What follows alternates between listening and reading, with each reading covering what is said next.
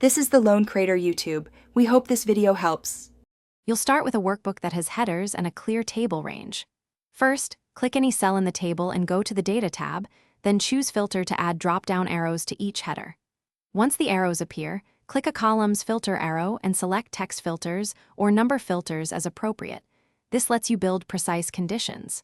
Make sure filterable columns have consistent data types.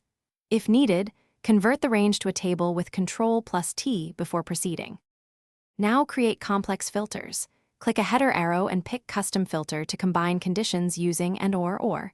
For numbers, choose greater than, less than, between. For text, use contains, begins with, or equals.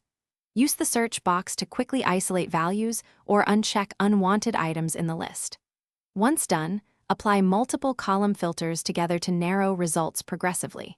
Make sure to clear or reapply filters when data changes, and remember, filters hide rows without deleting them permanently. To finalize, save a copy after applying filters so you can compare views.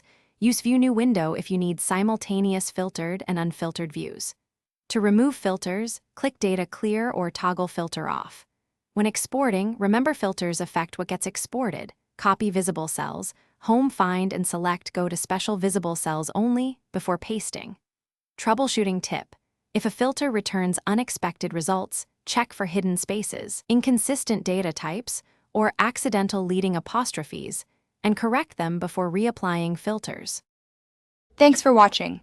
Consider subscribing if we helped you.